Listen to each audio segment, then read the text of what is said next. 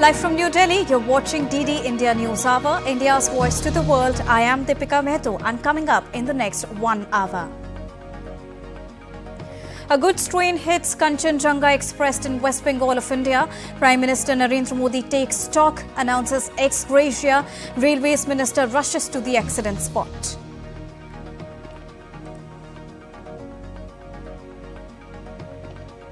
US National Security Advisor Jake Sullivan in New Delhi for talks with Prime Minister Narendra Modi. He met NSA Ajit Doval and External Affairs Minister Dr. S. Jaishankar to review the initiative on critical and emerging technology. A daily pause in fighting to allow aid into Gaza triggers a spat between Israel's Prime Minister and the army, even as military operations continue in Rafah.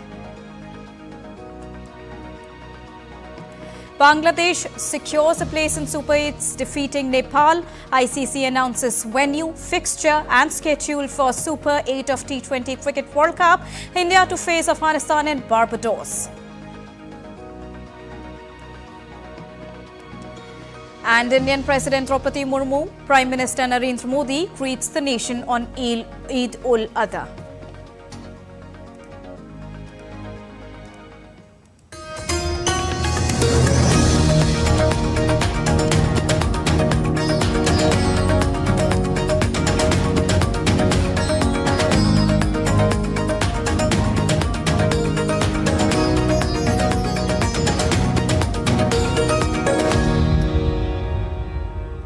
And now to get you the latest, at least 8 people were killed and over a dozen injured in a train accident when a passenger train, Kanchanjungha Express, was hit by a goods train at Darjeeling in India's eastern state of West Bengal.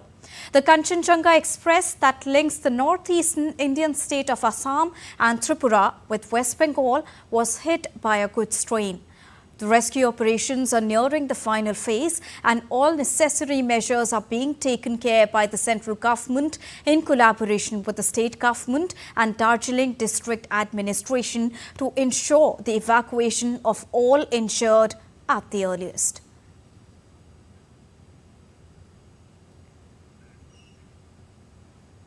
Jaya Verma Sinha, the chairman and the CEO of the Railway Board, in a statement said that the rescue operation has now been completed. She further said that help desks have also been established at all railway stations along Agartala-Silta route. Rescue operations complete हो गए हैं.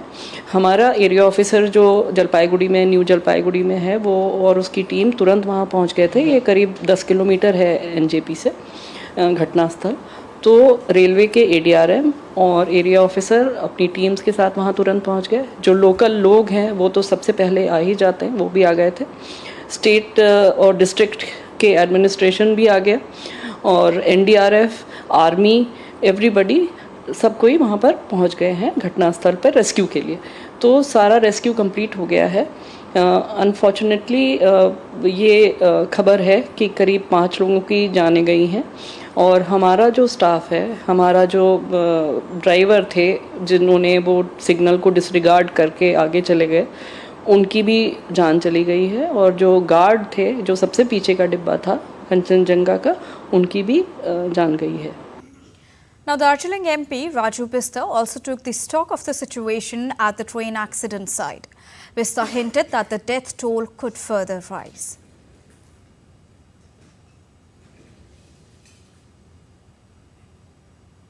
Rescue team अपना काम कर रही है. मुझे लगता है हमको थोड़ा धैर्य रखना चाहिए. हम सबकी प्राथमिकता ये होनी चाहिए कि हम लोगों को जल्द से जल्द रेस्क्यू करके बाहर निकालें.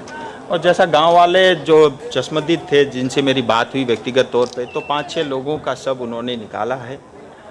मुझे लगता है कुछ आंकड़े बढ़ भी सकते हैं. और 25-30 लोग जिनको चोटें आई थी वो ऑलरेडी अस्पताल रवाना हो चुके हैं और एम्बुलेंस की और डॉक्टर और अस्पताल की व्यवस्था हो चुकी है.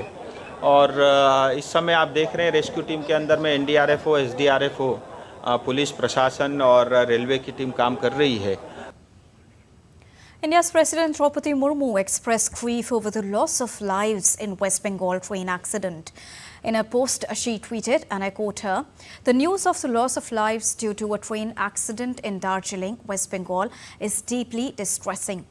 My thoughts and prayers with the bereaved families. I pray for the speedy recovery of the injured and success of relief and rescue operations, unquote.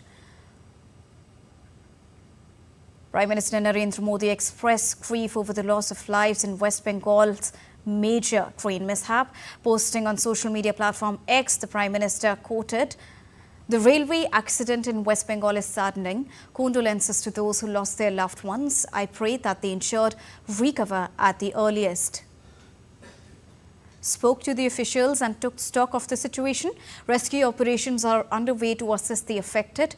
The Railways Minister Ashwini Vaishnaw is on the way to the site of the mishap as well, unquote.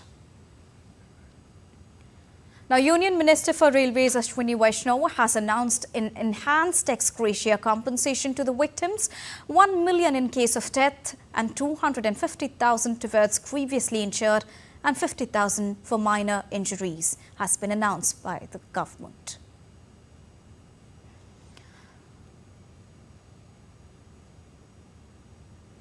Now, a special helpline booth has also been set up at Sealta station following a rear-end collision involving the down Kanchanjungha Express near Jalpaiguri. The helpline numbers are 033-2350-8794. The other helpline number is 033-238-33326. Now, an additional help desk is also being established at Naihati station to provide further supports to the passengers. Helpline numbers there are 39222. The BSNL number is 033-2581-2128.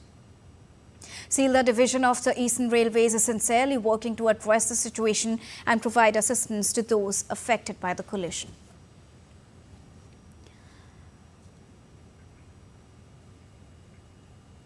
And now to get you the latest from Ground Zero, I am joined by DD India's Prasanjit Bakshi from Kanchanjungha Express train collision. Prasanjit, good afternoon. Not a very good news on a Sunday morning when we talk about what is the latest that you are tracking, especially when we talk about the casualties that are being reported from the spot. Prasanjit. Look, one positive part is that the rest of the train, apart from the 3 compartments which are affected, that train has moved towards the next destination of Malda. There the passengers are provided with food, water and other preliminary treatment, and now the train is on the way to Malda junction. So this is one of the good newses.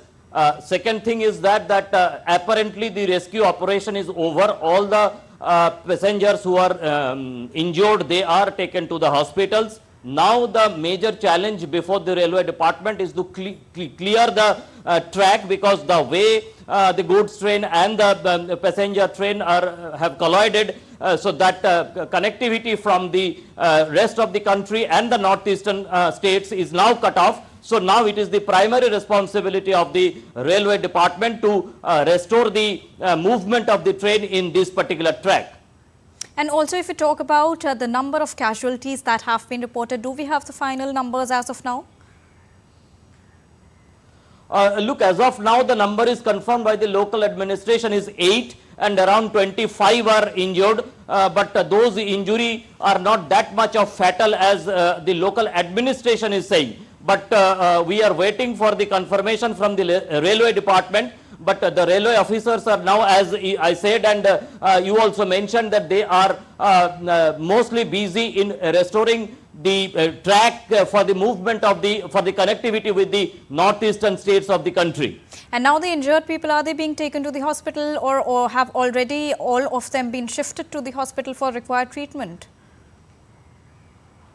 All are shifted to the hospital. I must say that the railway department, NDRF and local administration, they have worked in particular tandem, and the way the local administration, they have organized the green corridor from the location of the accident and the hospital towards the hospital. So that is wonderful, and the way the rescue team of the railway department and the local villagers all worked in good initiative, and very quickly they are taken to the hospital, and they are under treatment in proper way. Deepika. Also, Prasenjit, when we talk about this incident, what are the reasons being ascertained? What actually happened that led to this collision?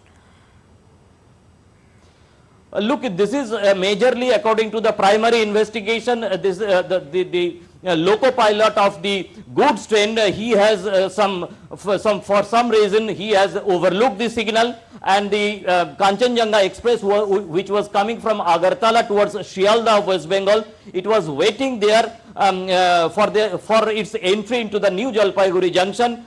It was waiting in the red signal. The goods train, the loco pilot, he overlooked his signal and rammed into the rear side of passenger train. All right, thank you so much, Prasenjit, for joining us and bringing us the latest on the mishap that has happened in West Bengal.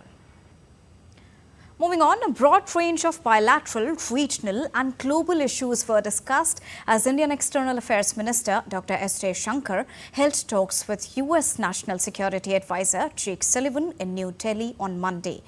Dr. S. Jaishankar said that he was confident that India-US strategic partnership will continue to advance strongly under the Modi 3.0 government. Now, this is the first trip to India by a senior American official after the NDA government, led by Prime Minister Narendra Modi, returned to power for the third time.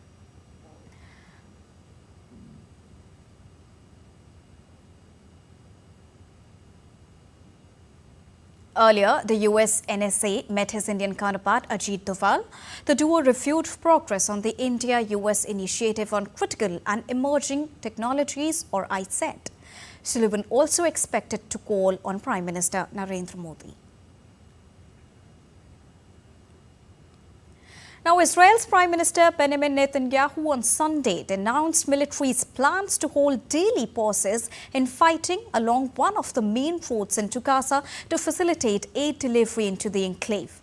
The reaction from Netanyahu underlined political tensions over the issue of aid for Gaza, where international organizations have warned of a growing humanitarian crisis. Israel's National Security Minister Itamar Ben-Gvir also denounced the idea of a tactical pause.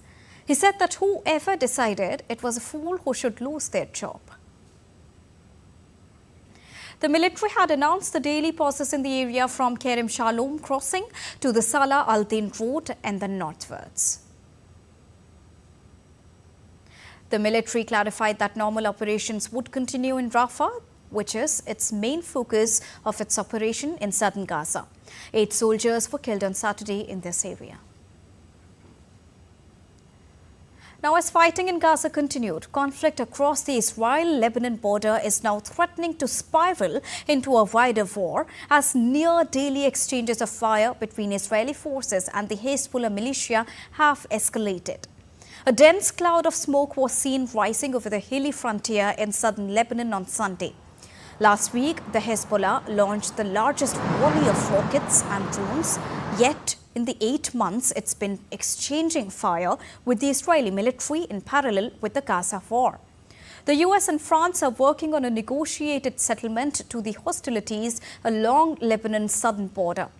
Hezbollah said that it will not halt fire unless Israel stops its military offensive on Gaza. For its part, an Israeli military official said that Israel will take the necessary measures to protect its civilians until security along the country's border with Lebanon is restored.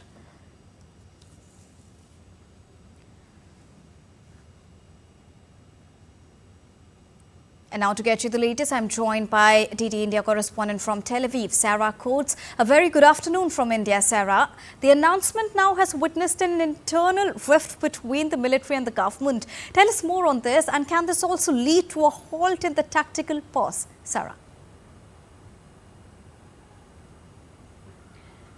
Hello there, Deepika. We heard from the Prime Minister yesterday. He told a cabinet meeting that this is a country with an army, not an army with a country, really laying bare these divisions between the military echelon and also the government. Now, they've really been falling out over a number of issues over the past few months, and we saw this really brought into the light yesterday when the military did announce this tactical pause to get more aid into the Strip, which was quickly refuted by the Prime Minister, who said he didn't know anything about it. But we do have some breaking news for you. The Prime Minister, Benjamin Netanyahu, he's actually just announced that he's dissolved this very limited war cabinet. And this is, of course, on the back of the departure of the War Cabinet member Benny Gantz just last week, and also that observer Gadi Eisenkot. Now, there is a lot of concern that this void may now be filled by the far-right elements of the government, specifically Itamar Ben-Gvir, the National Security Minister, who's really been pushing for a seat on this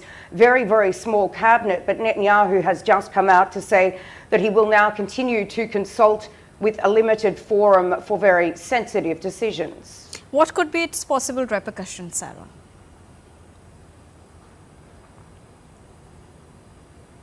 Well, as I mentioned, this could potentially bring the far right-wing elements into this government, specifically Itamar Ben-Gvir, the National Security Minister, and also the Finance Minister, Bezalel Smotrich. We do need to remember how much pressure Netanyahu is under. He relies on these far-right elements to actually stay in power.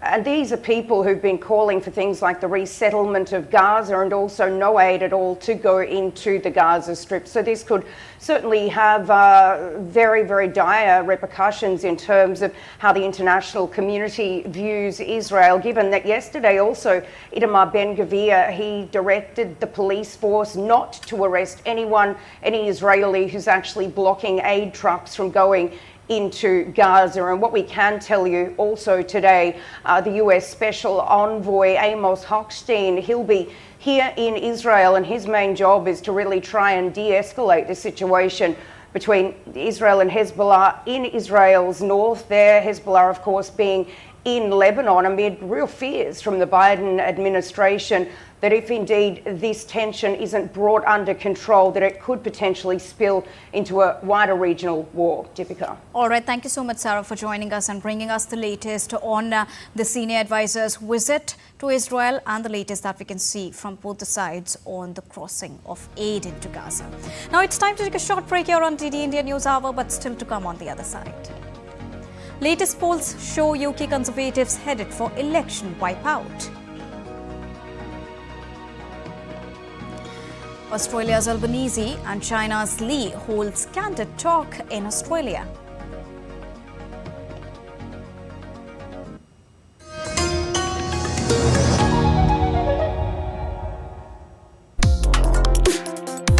Complex issues, hidden agendas, twists and turns, strategic games. We think all dots are linked. We just need to connect them.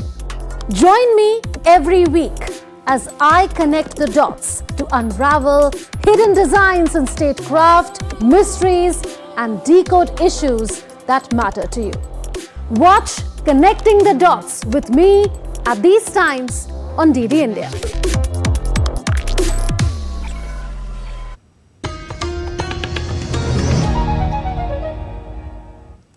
Welcome back after that short break. You're watching DD India News Hour with me, Deepika. Now, in a grim picture for British Prime Minister Rishi Sunak's beleaguered party, 3 British opinion polls released late on Saturday have predicted a wipeout for the Conservatives, and one pollster warned of an electoral extinction in the elections scheduled for the 4th of July. Sunak's leadership has been rocked with difficulties, and his sudden decision to announce elections was met with mixed reactions and an exodus of Conservative MPs. In one of the polls by Sunday Times, predicted the Conservatives could end up with just 72 seats in the 650-member House of Commons, which is the lowest in their nearly 200-year-old history, while Labour would win 456 seats.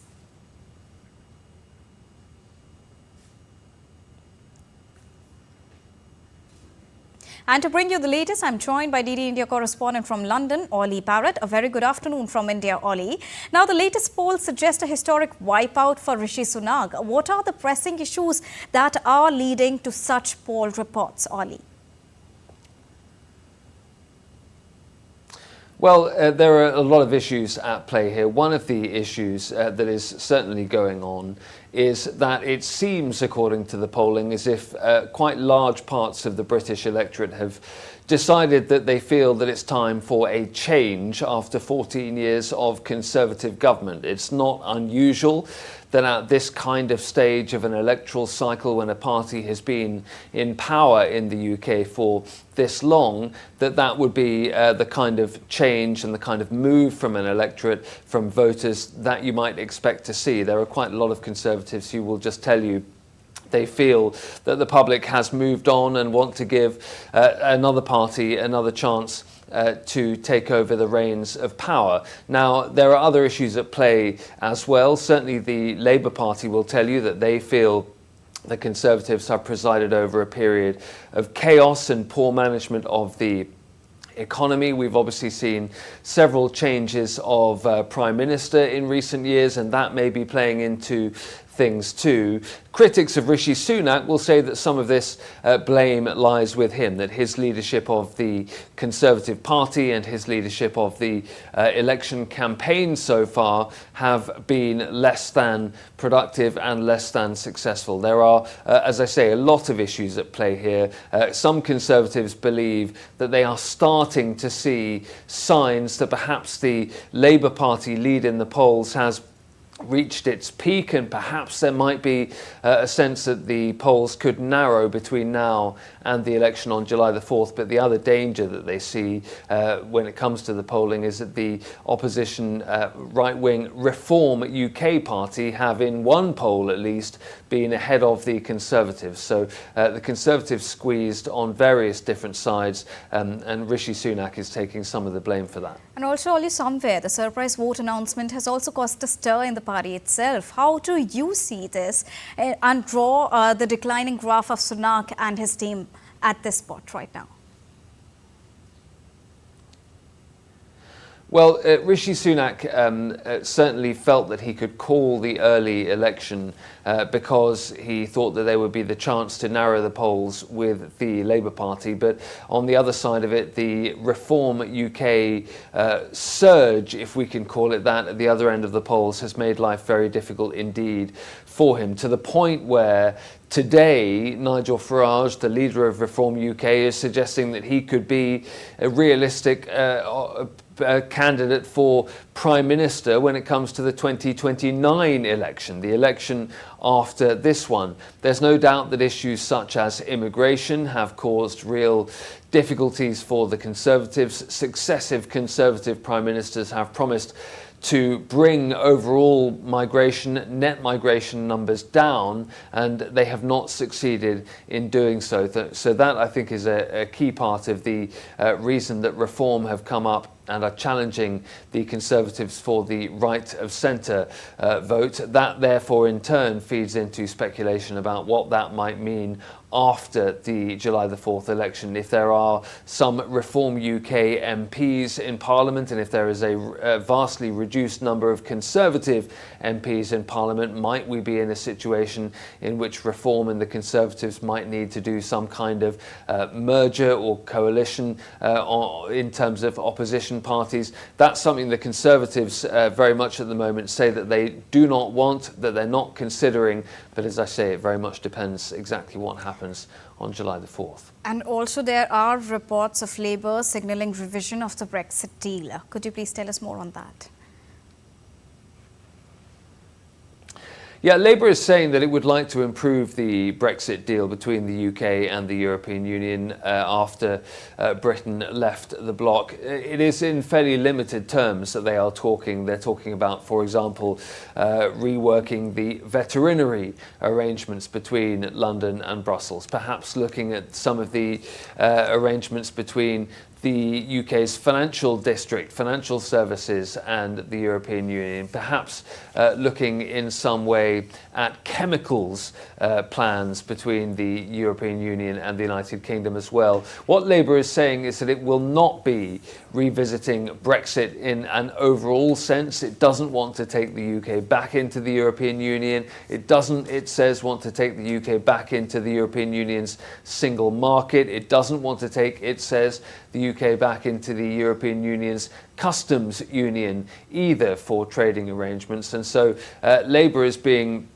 criticised in some quarters for suggesting possible tweaks to arrangements with the European Union when it's not at all clear actually if the EU itself would be minded to go along with those negotiations or discussions. But certainly Labour is saying that it doesn't feel that the UK's existing arrangements with the European Union are good enough, and is suggesting that it would try, attempt at least, to potentially try and make some changes in some areas. All right, thank you so much, Ollie, for joining us and bringing us the latest from London. Now, Australian Prime Minister Anthony Albanese raised concerns over human rights in China, the Russia-Ukraine conflict and the Pacific in a meeting with Chinese Premier Li Qiang in Canberra. The case of China-born Australian writer Yang Henshun, who was handed a suspended death sentence by a Beijing court, was also raised during the meeting. The visit by Li marks a thaw in ties between the two nations after tensions erupted over Beijing blocking $20 billion in Australian exports and also friction over defence encounters. Well, I did raise the issue of ensuring that foreign interference wasn't acceptable in Australia's political system. We've seen, of course, here as a full expression of our democracy, different views being out the front of Parliament House. We saw this morning an expression of that. I have had constructive discussions with Premier Li, and those discussions have produced results. We're not transactional in how we deal with that. We put forward our view, and I must say that the Premier also puts forward his view. And now I'm joined by Laura from Hong Kong. Laura, good afternoon. Now, China and Australia, they are holding dialogues, and Albanese says that both the countries have their differences, and that's why this candid dialogue is important. How do you see this amidst growing differences on various issues between both the nations, Laura?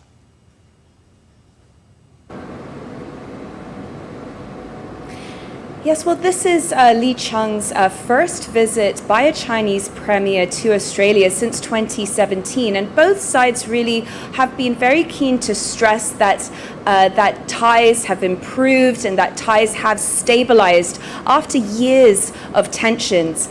They discussed climate change, regional security, human rights, and trade and energy. And Chinese Premier Li Qiang said that ties were now back on track. And one of those clear signs of that has been that China has added Australia to its list of visa-free countries. And as you heard there from the Australian Prime Minister Anthony Albanese, they did have a dialogue on their improving ties, but also on issues where they have differences. One of the big issues is trade, with China is Australia's largest trading partner, and these years of tensions followed after Australia called for an inquiry into the origins of the COVID-19 pandemic. China responded by implementing trade tariffs on a wide range of goods, from wine to lobster to beef. Most of those trade tariffs have lifted, but the remaining tariff on lobster remains, and there have been reports that that could lift in the next few months. Now, Anthony Albanese said that he raised issues on areas where they do have differences, such as security in the Pacific, as well as human rights. He said that he raised the case of the jailed Australian writer, Yang Pan-gun, who has been given a suspended death sentence on espionage charges in China. His supporters have called for him to be transported to Australia on medical issues. Thank you so much, Laura, for joining us and bringing us the latest on the bilateral. And now it's time to take a short break here on DD India News Hour, but still to come on the other side. Day 3 of the Mumbai International Film Festival will see many engaging activities, including masterclass on relevant issues. Severe to very severe heat wave predicted for several parts of India by IMD.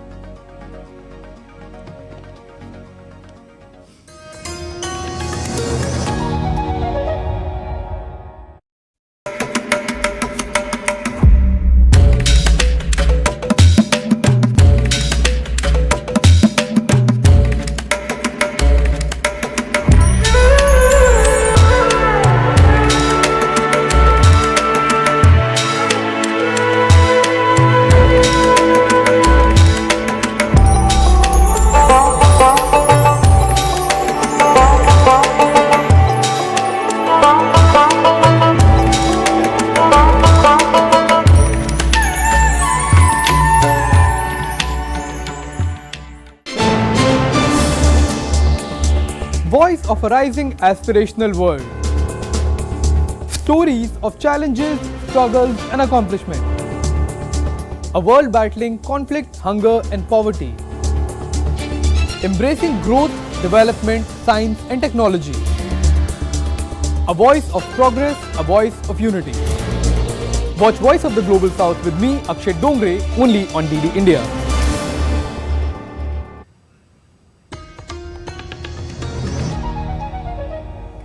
Welcome back after that short break. You're watching DD India News Hour with me, Deepika. A quick recap of top headlines.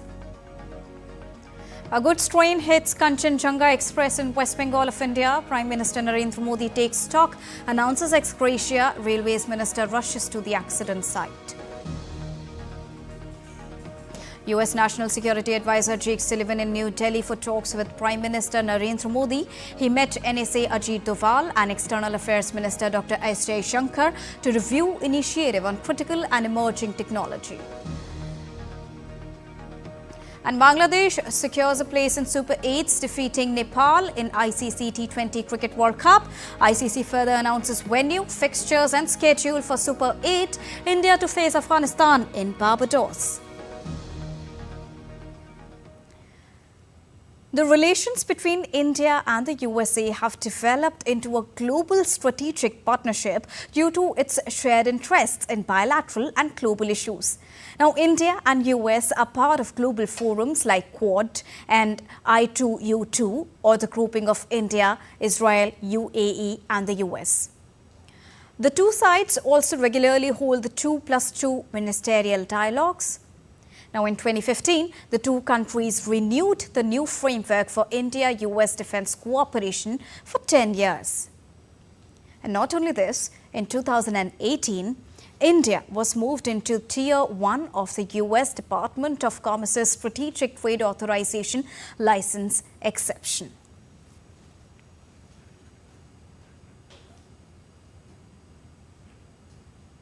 And now again, we have Jake Sullivan here in India, and to discuss more on this, to give you more perspective, I am joined by our esteemed guest, Dr. Rajan Kumar from JNU. A very good afternoon to you, Dr. Kumar. When we talk about Jake Sullivan's visit in India for the first time in Prime Minister Narendra Modi's 3.0 cabinet, how important is this meeting for both the nations, and also considering the swift start of Prime Minister Narendra Modi's focus on developmental agendas for India? I think this is very important for three reasons. First is, of course, because of critical technology that, semiconductor, artificial intelligence, and also the defense cooperation and the trade that we have. We have a trade of roughly $200 billion between the two countries, and that we need technology from US and also from other European countries. But the most important reason why this visit of Jake Sullivan, the NSA matters, because this is the first high-level visit of United States after a third term of Prime Minister Modi and the government here. And the issues are, because, after the G7 meeting, there were certain speculations in the media that maybe because of, the certain issues that cropped up in the last few months related to this Panoon, the terrorist, Khalistani terrorist. But now this visit shows that India is critical for the United States, and US is also critical for India. There are a number of reasons. One, because of the Indo-Pacific, the cooperation that we have in the Quad and other forums. Of late, as you pointed out in your program, that we are having a very robust defense cooperation, and the framework agreements have been signed in the last few years. So this is a kind of continuation of the previous meetings which built up over the last few years. So critical technology is one in which semiconductor is a very important issue, and artificial intelligence is a very important issue. And these issues were discussed in the G7 meeting also in Italy, where Prime Minister visited.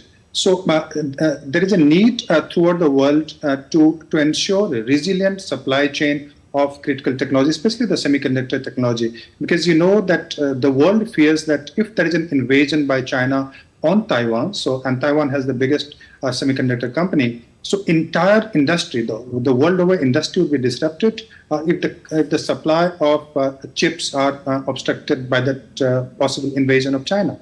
So all the countries are trying to build up industries in this semiconductor sector. The US is very keen first to develop its own indigenous industry, and it has given huge amount of subsidies to its own industry there. But it is also trying to cooperate with other countries which are friendly, be it South Korea, be it India, Japan, etc. So they are cooperating in this technology so that even if there is a possible invasion of China on Taiwan, so the technology is not disrupted. We have seen the disruption during the COVID, and that created a kind of havoc in the international market. Our car industry suffered, all the industries suffered because of that. So first is that you're saying ICET, this critical emerging technology. The second is the defense cooperation, because we are cooperating in Quad, we do have joint military exercises, and also we need that GE technology for our fighter Tejas Mark II, GE 414, that is a technology. So probably NSA would also discuss on that issue, the possible cooperation. Also, the US is trying to sell some drones to India, so Predator drones, so that India might be interested, because today's warfare is drone-based warfare. We have seen that in Israel. We have also seen that in Ukraine. So probably, my US would try to push for some, purchase of by India of the drone from United States. And third, the issue of, IMEC, India Middle East Economic Corridor, which was disrupted because of, disrupted because of the Gaza war. Now there might be, because this was mentioned in the G7 meeting also. So I'm expecting that some discussion to take this forward might happen during the meeting of Jake Sullivan with the External Affairs Minister, and also he's going to meet Prime Minister of India. And that shows that how this meeting is important, because Jake Sullivan is not just meeting the NSA, he's also meeting the External Affairs Minister, and there was a news report that he's also going to meet the Prime Minister of India. So, but this is again kind of, taking forward the relationship that we have built over the time in the last few years. And especially at a time when India is looking forward to become the third largest economy. We are already the fifth largest economy, and the ambition is now higher to attain and reach the third spot. Definitely, that's a very important factor. And let me tell you that US is the largest, we have the largest trade with United States if we talk in terms of both goods and services. And the trade between the two countries in terms of trade and services is roughly $195 to $200 billion, and that's huge. And we need technology, because India is at a cusp. This is a global sweet spot, but we need technology to grow further. We do not want to remain the middle level economy.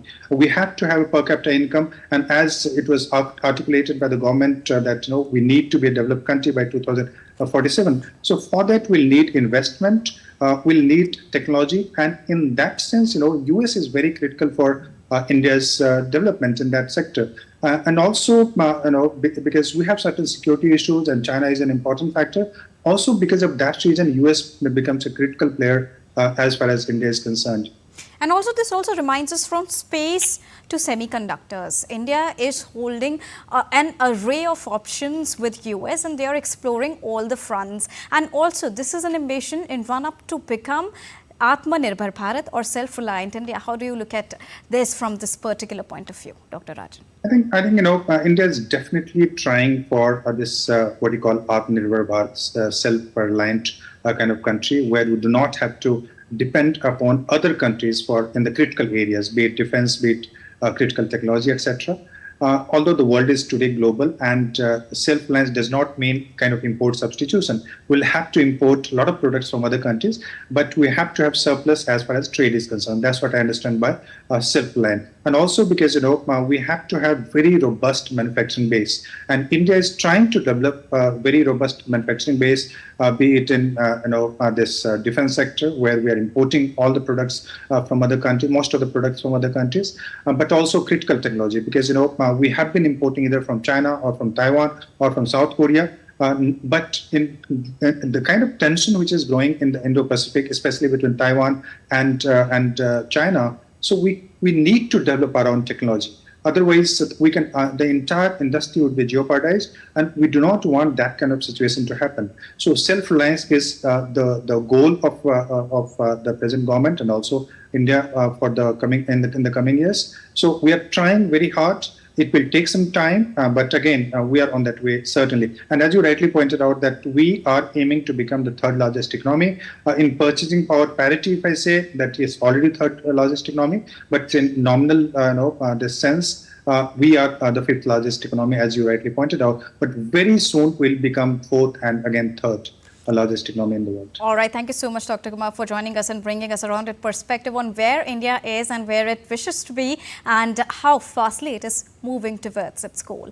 And now in DD India News Hour, it's time to get you all the latest from the 18th edition of Mumbai International Film Festival.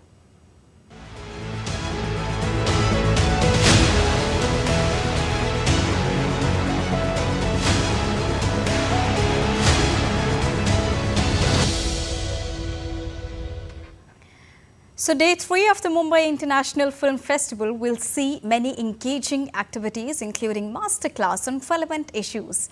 A session called Unlocking the Force using documentary films to promote social transformation will be held that delves into the potential of documentaries to act as a spark for social transformation. From the shadows from the National Documentary Competition section, art from the International Documentary Competition section, Wild Salmon and Flowering Man are few of the films that will be screened on day 3.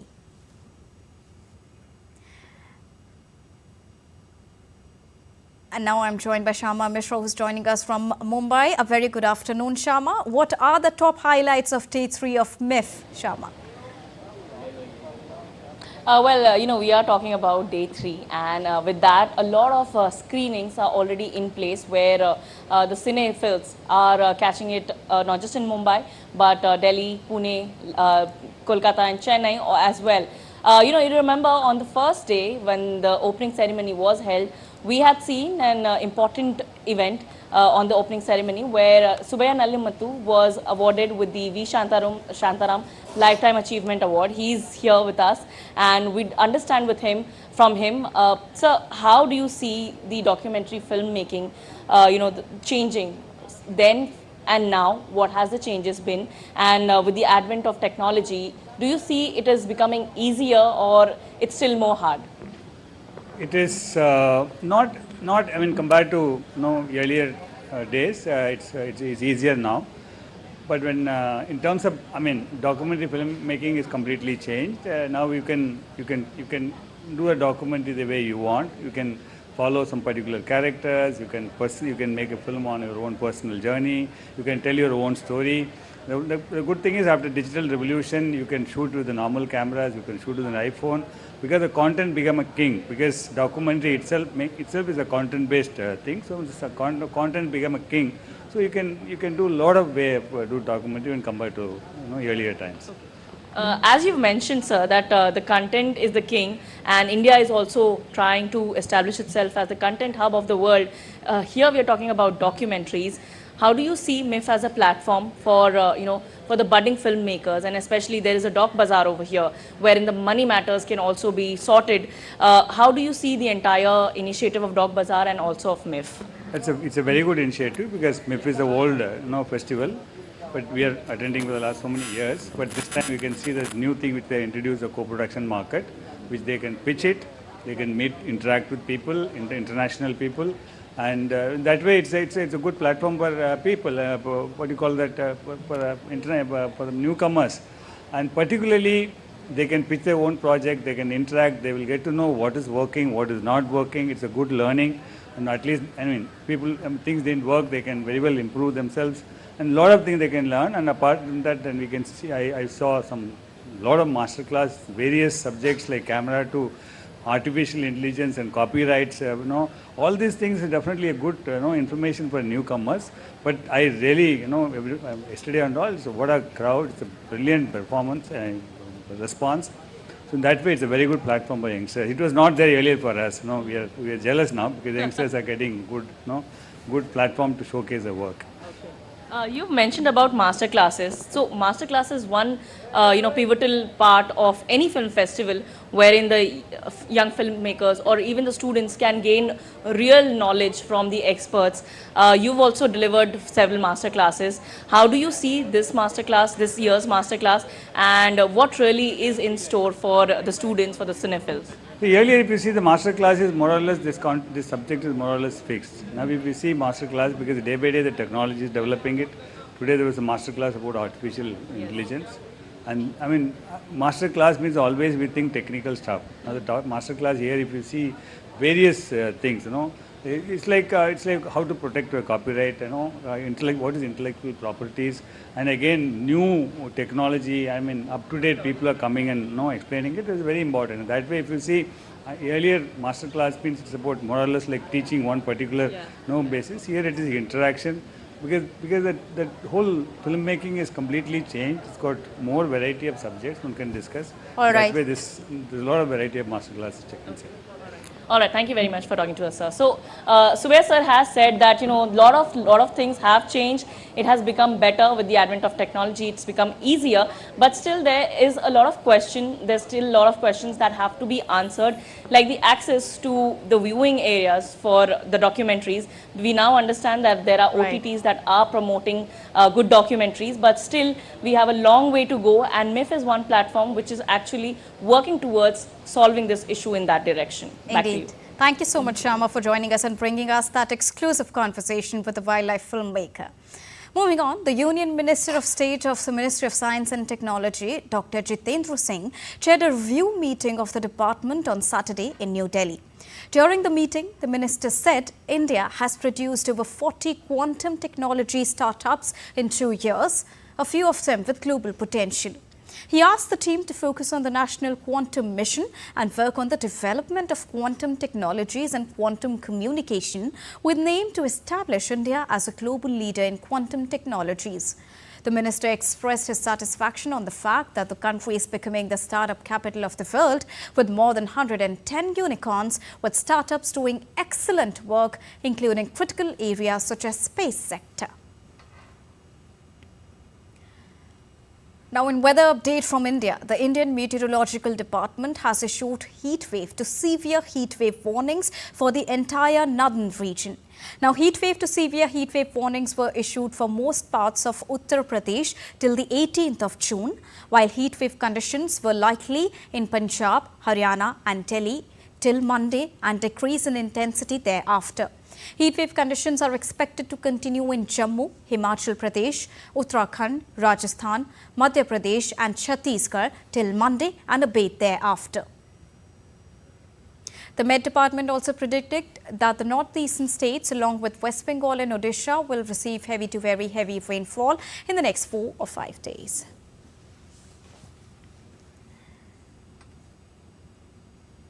It's now time to take a quick and short break, but still to come on the other side. Bangladesh beat Nepal in Kingstown to seal the final Super 8 spot in ICC Men's T20 Cricket World Cup. And England starts Euro campaign with a 1-0 victory over Serbia on Sunday.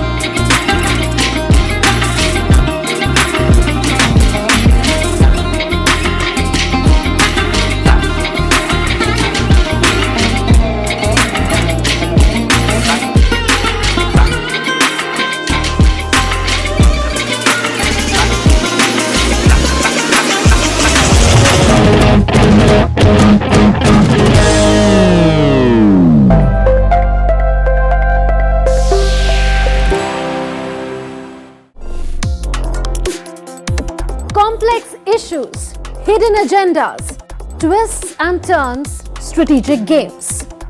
We think all dots are linked. We just need to connect them. Join me every week as I connect the dots to unravel hidden designs in statecraft, mysteries, and decode issues that matter to you. Watch Connecting the Dots with me at these times on DD India.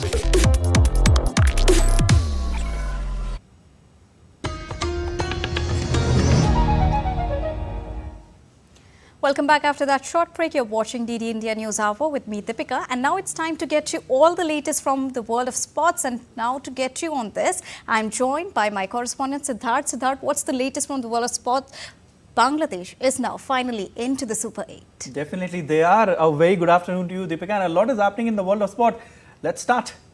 Well, Bangladesh beat Nepal by 21 runs on Sunday in Kingstown to seal the final spot in the Super 8 phase of the T20 World Cup. Nepal restricted in fact Bangladesh to 106 after winning the toss and fielding first, but were bowled out for 85 with 4 balls to spare. With this, all the 8 teams in the Super 8 phase of the tournament are decided. The win put Bangladesh in Group 1 of the Super 8s with India, Australia and Afghanistan. They will take on India on June 22nd. Well, Babar Azam's unbeaten 32 saved Pakistan's blushes as the side ended its disappointing T20 World Cup campaign with a 3-wicket win over Ireland in Florida on Sunday. Pakistan struggled in 107-run chase, but Babar had one end tight to ensure there was no more upset for the 2009 champions in the tournament. Pakistan managed to reach 111 for 7 in 18.5 overs in a closely fought run chase. Earlier, Shaheen Afridi and Imad Wasim picked 3 wickets each as Ireland posted 106 for 9 after getting an invitation to bat first. Notably, both the teams were already eliminated from the tournament. And Jude Bellingham struck in the first half to give England a 1-0 win over Serbia in their Euro 2024 opener on Sunday. England are the runners-up in 2020 edition and seeking to finally win a trophy befitting their vast array of attacking talent. After scoring with a header against Serbia, giving the Three Lions a 1-0 lead, Bellingham has now scored England's opening goal of the tournament at the 2022 World Cup and Euro 2024. England are still a side in transition without stalwarts like centre-back Harry Maguire, who is injured, and midfielder Jordan Henderson, who was left out of the Euros, and with several inexperienced players in the squad. 3 times Grand Slam champion Andy Murray is set to represent Team Great Britain at this year's Summer's Olympics in Paris. Cameron Norrie, Dan Evans and Jack Draper are also in line to represent Great Britain in France, with the tennis tournament to be played on clay courts. Murray won Olympic gold in London in 2012 and Rio in 2016. Meanwhile, 2021 US Open champion Emma Raducanu has turned down a spot on the team as she continues to make her way back to her best after a string of injuries. Raducanu opted not to play at this year's French Open to prepare for the grass court swing and Wimbledon. Well, that's all in sports. Back to you, Deepika. Thank you so much, Siddharth. All eyes are now on the Super 8s that is all set to take place, and especially India-Afghanistan match that is scheduled to take place. Yeah. Thank you, Siddharth. All right. Moving on, Eid-ul-Adha, the festival of sacrifice, is being celebrated across India on Monday with immense joy and enthusiasm. Muslims gather in mosques to offer prayers. It commemorates the act of a father, Prophet Abraham, obeying the diktat of God, who tests his devotion by asking him to sacrifice that which is dearest to him. Now, the Eid also marks the culmination of the rites of Hajj, one of the pillars of Islam, that involves a visit to Mecca and reenacting the events carried out by Prophet Abraham. It marks the end of the Islamic calendar and the beginning of a new year. Eid-ul-Adha festivities in Indonesia also witnessed with people offering prayers in mosques and sacrificing the livestock. A ritual prayer salah was held by people before making sacrifices. Eid is also known as the festival of sacrifices and a major holiday in the Islamic calendar. The festival will be celebrated until Tuesday across the country. India's President Draupadi Murmu greeted fellow citizens on the eve of Eid-ul-Adha. In her message, the President extended her greetings and best wishes to fellow citizens and Indians abroad, especially the Muslim brothers and sisters.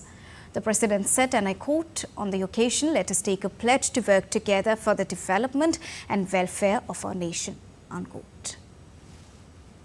Prime Minister Narendra Modi also greeted to Oman Sultan Haitham bin Tariq and the people of Oman on the occasion of Eid-ul-Adha. According to the Indian Embassy in Oman's press release, Prime Minister stated that the Eid-ul-Adha festival is an integral part of India's multicultural heritage and is celebrated by millions of Indian citizens of the Islamic faith. Prime Minister Modi extended his best wishes for Oman Sultan's good health and well-being as well.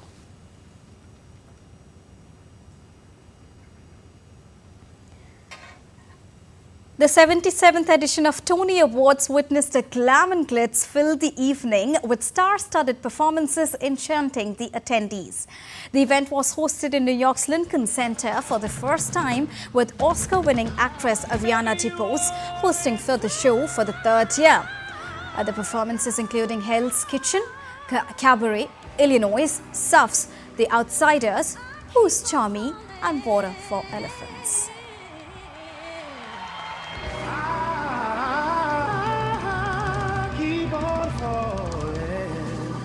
There are sirens all around in the streets of me.